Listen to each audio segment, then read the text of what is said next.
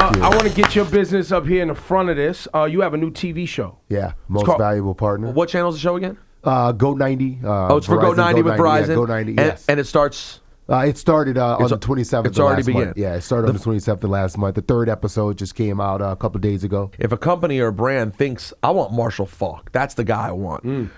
Versus we have agents, and your agents pitch you for things. How excited the company is totally can change, and the way they treat you, and how much money you can make. All of that, right? Control over creative. It's more work when your agent or agency is pitching you to companies to partner you up with them. You're just answering the phone. If Gatorade calls and say, hey, we want Marshall Faulk because he's the best player, you're just answering the phone call. Right. But it's the same 18%. Got it. To answer a phone. It's so funny. It's a very basic principle, but I've never heard someone express it. Yeah. I've never heard someone express that. And it's not. And for anyone out there, it's not necessarily not an agent. It could be anything in work. It could be, yeah. But anytime someone calls you and is like, "Hey, do you want to do this?" versus you calling them like, "Hey, I'd really like to do this." That's less work. It's the positioning is totally different. Less work. Yeah. Now we always say, there's two seasons, I guess. Yeah, the season you need me and the season I need you. That's right. Yeah. What are some of the business that are because I saw Man Crates was part of it, right? Man Crates, yeah. Man Crates, they put stuff together. Man Crates. Man Crates, it's really cool. It's like I was part of a thing called Birchbox. So what it is, it's like a subscription based like box. So instead of all the cool products that are out there, you pay a fee and monthly you just get a box of all these like little samples. And these are what, like male hygiene products? She's on it. Yeah, it's just a products. bunch of different stuff. Yeah. Because I've seen that for clothes too. And for women. And women have a lot of those for female products. Yeah. Well, no, for the fellas, right? Don't they have some, and maybe this is Man Crates, where it's like you pay a subscription fee and they deliver you shoes and ties and shirts that fit. That's Trunk Club. Yeah. That's Trunk Club. That's you picking clothes. That's Trunk Club. And they send you options. That's for the guy who doesn't know how to dress himself in the morning. Right. Okay. That's No. By the way, I will tell you, I've never used Trunk Club, but my wife, who hates, is the very rare woman, although you're similar, who hates shopping. She tried one of those, and a couple of times it worked. Like you had to send back a lot of stuff. There's no such thing. What? As a woman who hates shopping. Yeah, I lucked out. She loves sports My and hates daughter's shopping. mom hates shopping I hate too. shopping.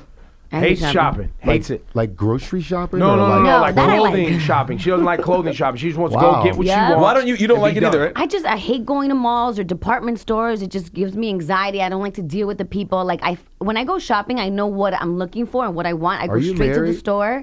No, I'm not married. Okay. But I go straight to Oh, the you're store. trying to find it. I'm just saying. So it's Get what I great need and quality. be out. It's a great quality. There's a lot of women New that show, feel like that. New show, Marshall Faulk, matchmaker. I'm just like, Are you enjoying the I love NFL it. Network work? Love it, man. It just the whole concept of first of all, you live a dream and you get paid to play football, then you get paid to talk about football. There's not a better job in the world. I talk about football for a living. How old are you? What do you mean? In your age, what do you your mean? age. Well, I can look at Wikipedia page. Hold on. I think you're 2 years. You're 73. He's young. You're 43. Something like that. My point is this. Don't be afraid of it. I'm 42. I'm not afraid. And you look much younger than him, so you should be excited I about could it. have lied last night about my age to somebody. He just put me on blast. Well, the reason I was going to say it is it's amazing because I watched your whole career. You finished your career. You made the Hall of Fame. You now have another level, Super Bowl winner. You now have the new stage of your career, and you're still a young man. And I think it's one of the interesting things that people don't appreciate about the trouble, if someone's not as fortunate as you, the hard thing that can be presented for athletes when their career ends, and they're really young men with a whole life ahead of them. That's the beauty and the problem with professional sports. Right. I always I tell people, when you decide to be a lawyer or a doctor, you could do that forever. Even when you retire, you can still see patients. You can still take cases. But as a professional athlete, when it's over, it's over. Right. Other than golf, when you go to the senior tour, it's over. And that's why I get excited when I interview athletes and they can talk. Like they're really good. I get really excited and I'll always pull them aside and be like, you're very good at this. You should know that you're good at this. Because, there's limited opportunities if you're not good at that. Was that always a strength for you, your ability to get in front of the mic? Or is that something you worked on? No, it was something that I worked at. I didn't even know it was an issue. I went to college.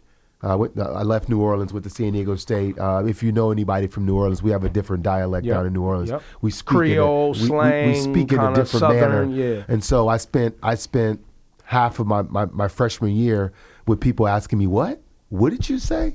And that led me to to minoring in oral communications, which got me better at speaking and put me in front of crowds. And my career took off in college. And then when I got to the league, I interned at NBC. I kind of worked behind the cameras just to learn television stuff, learn mannerism. So you took initiative young. Yeah, it was something that I was fascinated by. Tom Jackson was working at ESPN at the time, and I was like, that job looked pretty cool. If I could have that job when I retired, then that's pretty, and so I just worked at it. For young people though, you always hear that, especially black kids, it's like, yo, you talk white.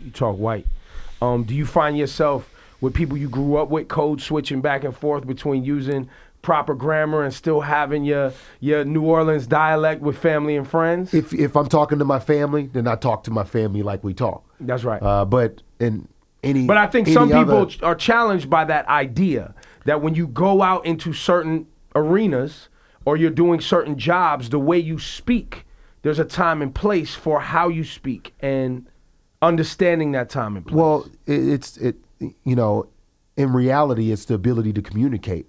I can communicate to whomever I'm talking to. If it's my family members and they speak in a different dialect, I'm going to talk to them. That's right. So I can communicate with them. It's no different than if you speak multiple languages. That's right. You're going to speak the language that's it. But people will call you on it at first. That's the thing. I've had literally the exact same thing. They only call you on it if they can't relate to one. Raise up or go down.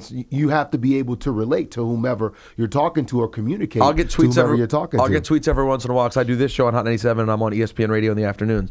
And I'll get tweets from the people who are both like, you sound different on ESPN. Well, and I'm like, different audience. Well, you're supposed I'm talking to different people. I communicate differently. All right, so listen, big weekend for your team, the greatest show on turf. Kurt Warner now going to the Hall of Fame, joining you. Yes. How deserved is that for Kurt Warner? Oh my God! If you just understand the backstory, it's all about distance travel. This guy was at a Hy-Vee. Is that really true? So he was packing groceries for real, like they say? This is true story. You thought I was like marketing hype? No, I didn't, but it's just so unbelievable that this guy who played football goes out, doesn't make it, is bagging groceries, and then becomes a Super Bowl champion. Bagging groceries at a Hy-Vee, meets a military woman who has 2 kids. One that's mentally and physically challenged, marries her, adopts her 2 kids. They have more kids. Plays in the Arena League, the World League. Wins 2 league MVPs, plays in 3 Super Bowls, win 1, and now he finds himself in the Hall of Fame. That's amazing. And I've heard he's the best guy ever on earth. I tell people all the time, the time I spent with Kurt Warner, I was just a little young punk growing up in the game, felt privileged. You're a professional athlete. I watched him every day, and he made me a better man. He's the best man that I know, period. Period, hands down. Best man that I've ever been around, best man that I know. Well, so we had this debate yesterday on the Michael Kay show. Kay was arguing, he has a real problem that the Hall of Fame sometimes injects their judgment of people's personalities. Character judgment. Like Terrell Owens. Because he said, for example, if you're not going to have T.O. in it because of his personality, his traits or his flaws, then by that token, how was Kurt Warner not already in the Hall of Fame? Because he's the best man who anyone's ever met. Everyone loves this man. So I guess it brings me to that question. What about T.O.? What are your thoughts about him not being in yet? Before I get to T.O., in the sense of the Hall of Fame, a good character might not help you, but a bad character can't hurt you. See that seems almost a little unfair, right? It is. You should get the bonus points for being a good guy if you're going to get the detractor points for being a bad guy. Such as that's life. kind of like you're supposed to be a good guy, though. But in reality, such as life, right? Yeah. That's when a good you're point. Good guy, nobody cares. When you're a bad guy, everybody's coming at you. It's a great point. It's a great point. It's just how it is. So you're not surprised. Donald Trump. Yeah, well said. So you're not surprised that T.O. didn't get in? It's not that I'm not surprised. It's the receiver position. If you look at what has happened to that position, and I use the label funny numbers. We throw the ball so much. When we play the greatest show on turf, we threw the ball on an average 35 to 40 times a game. That was unheard of. They call Mike Martz crazy. You are stupid. That is not how you play football. In today's game, if your quarterback can't throw the ball 30 to 35 to 40 times a game, he's not a franchise quarterback. That's right. You can't play in this league.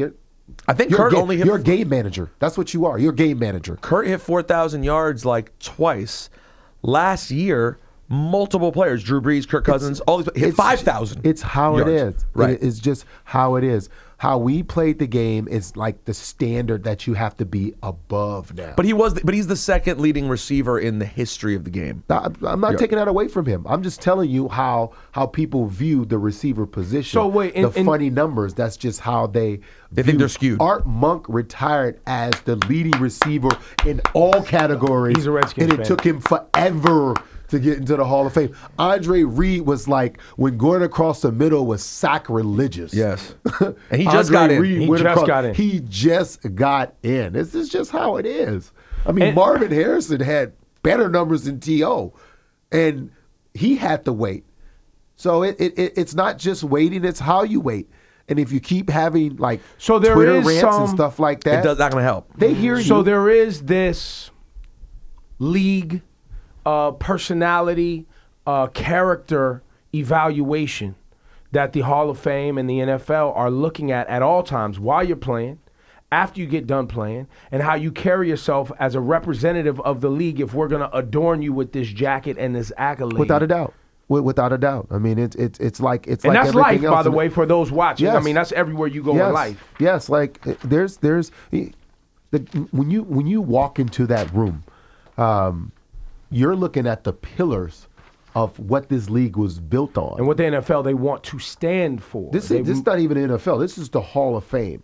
I'm separating the NFL from the Hall of Fame. So when you walk into that room, why this game is how it is, why you make the money, why you have the rights, why the game is how it is, all of that infrastructure was built by the men that are in this room. They didn't make as much money as you. They didn't get the accolades you got. They didn't get the notoriety or the attention that you received today, but they are responsible for you having it. And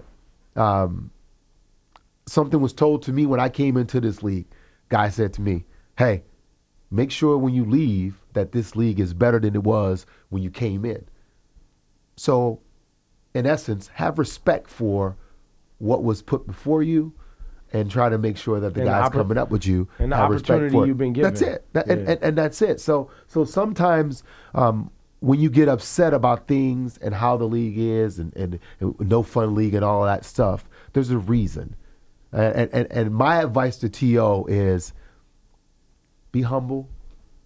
Congratulate the guys who get in, because when we get to those 15, everybody on that list deserves to be in the Hall of Fame. That's the only way you get there. Right. Those 15, there's nobody in that 15 that couldn't easily be in. Easily. My man Joe Jacoby every year not in. If you put them in, there's a case for them being in over someone else. You just have to get the right amount of votes. You just need those voters to say it's your time. Right.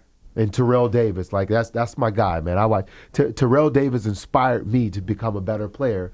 Watching him 98, 97, 98, I'm like, this guy went to Long Beach State. He was drafted after me. He was 7th-round pick. Why am I not in this position? What am I not doing? It motivated me to become a better player. He's in now. Short career, but put in work. You just have to be humble about the process and respect the guys that go in. And sometimes when you pop off, the sports writers are the ones who vote you in. So of course they hear you. When you guys played the Patriots in the second one,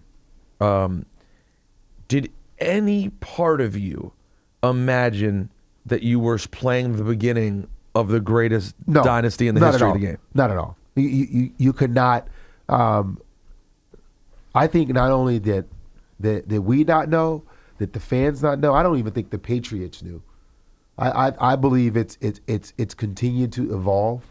Coach Belichick has continued to evolve, and this notion of, if you just look at the landscape of professional sports, there's 3 coaches that, I don't care who you are as a player, when you go play for them, in all the sports, you are going to conform.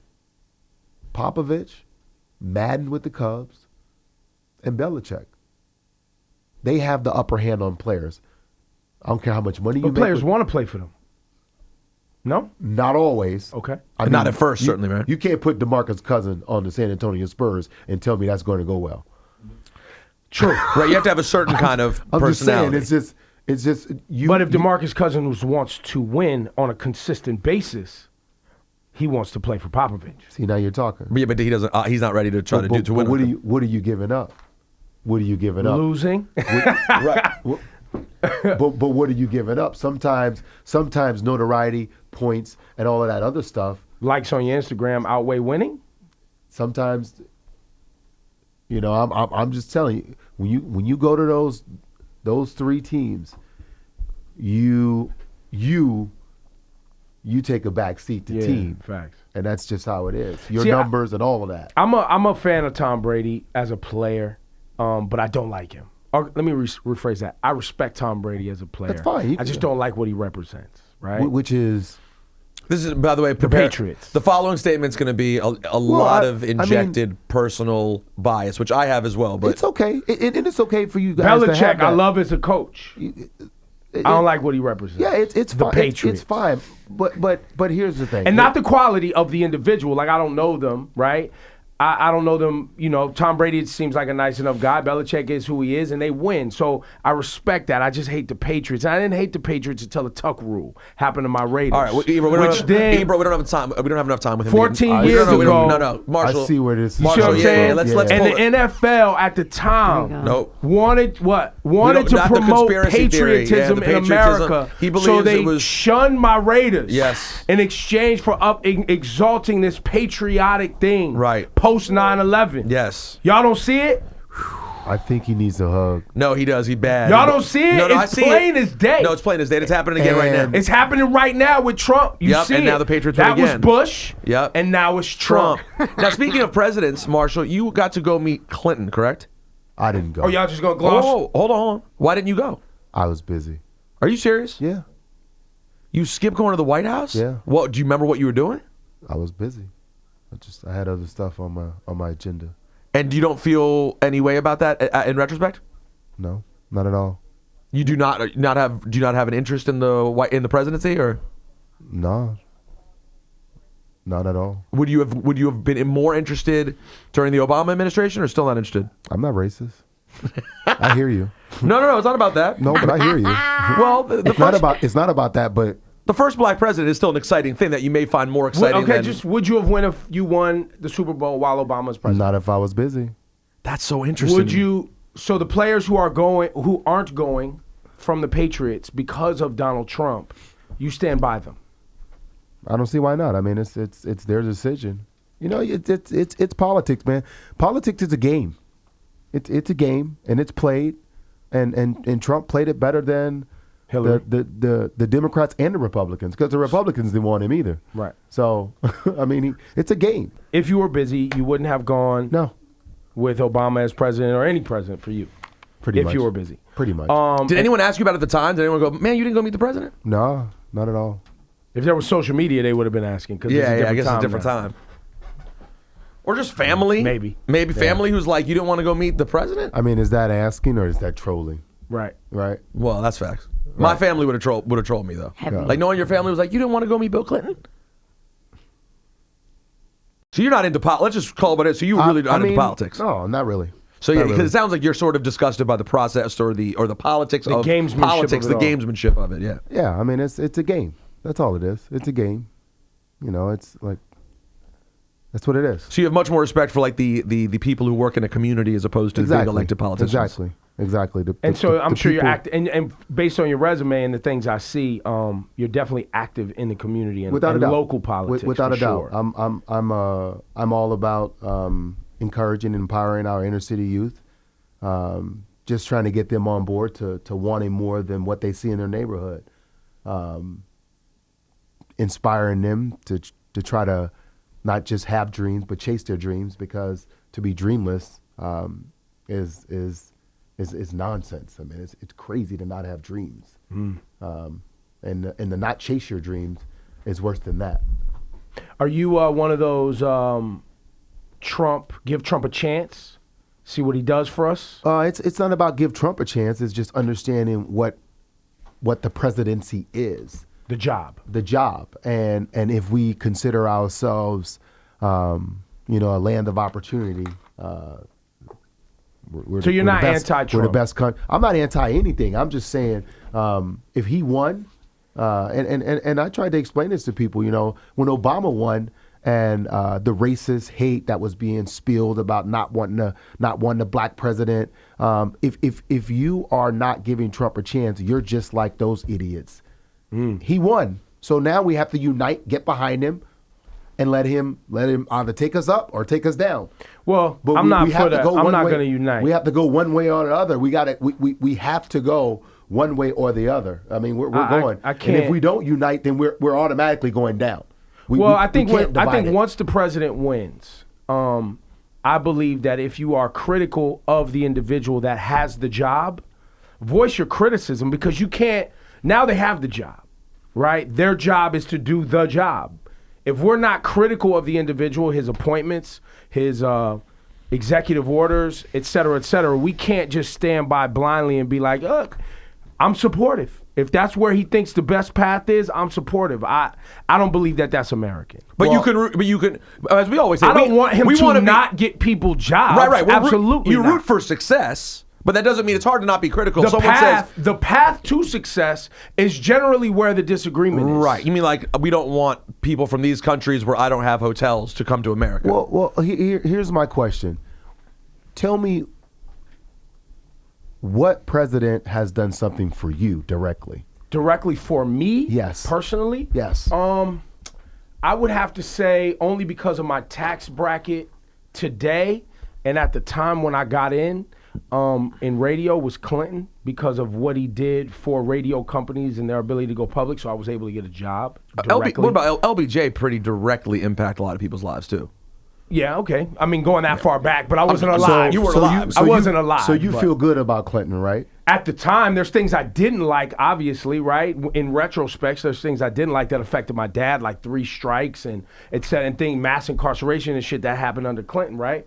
And then now, post-Obama, the things that Obama did to affect my life and people that I know's life are things that he did with like My Brother's Keeper and programs that are happening here locally in the city for black men and Spanish men, and monitoring them through high school and getting them off to college. So in my world that happened, right? And that may not have affected someone's job or whatever, but now what I'm looking at with Trump is I'm looking at people that I know who are Muslim, who I consider family, not feeling safe, or women not feeling happy with the behavior, or or racists celebrating, right, which is not a direct impact on someone's bank account, but is jarring and upsetting for me to see them feel like they have to be fearful. And I'm gonna tell you, my question is, and just I keep thinking about the racism being celebrated and how did it come about. I just I remember growing up, and I never, if you tell me if you remember this as well, I never heard of the black vote, the Mexican vote, the Latino vote. We just voted. There was you might heard of a male, you might heard men and women voters, but we never, the vote was never segregated by race. And only when Obama did we hear about how strong the black vote was. And I think after those 8 years, they got tired of hearing about the black vote. Yes, the racists did. Rule America got tired of hearing about the black vote. No, but just know the attorney general that Donald Trump just appointed made it his job when he was the senator of Alabama. Oh yeah, to keep black people well from aware voting. Of so I'm from the South. Trust me, we know. Right. So the black vote and the Latino vote and the woman vote and the this vote and that vote has been a part of strategy. Right. It may not have been expressed in the media the same way. Right. But it was part of strategy. Right. It's been a part Ebro, of strategy. he's getting. Why we get too political? No, he's got to go. I know lose your job, bro. Come on, baby. New TV show. It is interesting talking to you in person though, and we'll let you go. You got the new TV show on Go 90 that you're on live TV every week, and you guys really just talk football. That's it. And it's interesting. You talked to Marshall Faulk for 5 minutes, and you can see that you are quite expressive about anything that. Well, and you're not with the shenanigans and the shits with the bullshit either. And yet you managed to keep your job. How long you been on NFL Network? 11 years. That's pretty good. Well, because when you don't take a stand on politics and it's just sports, it's like the people who hit us. I'm not listening to you no more unless you play some more music. Right. Right? But on the NFL Network, understandably, it is a time when people want to tune in for NFL. And I get why you might not want to be bombarded But with other things. politics fell on y'all doorstep with the Kaepernick. Y'all had to address it, I'm sure. Did you touch it? Did you touch it? Without a doubt, yeah. You were supportive of Colin? I didn't do the research. It wasn't supporting Colin or anything. It's just that was within his constitutional rights. If he wants to stand, take a knee, sit, whatever. Listen, we have the freedoms to do what we want to do in this country, and Colin felt that was just for him and the cause and what he was fighting for, and it wasn't. Whether I liked it or not didn't matter. Irrelevant, yeah. It's irrelevant to me, and I feel like the people who felt the need to have to speak on whether they like it or not, shame on them. It wasn't about you. It was about Colin. Right. That was That's inherently the un-American part That's it. about it, was that you were trying to critique something that is inherently American. That's it. And make what he did un-American. Well, what he did was inherently American, which was express his beliefs. That's it. Marshall Faulk, it was great to talk to you, man. All good, man. We enjoyed that, Come back man. anytime, man, and Right on. congrats on your show. Thank you.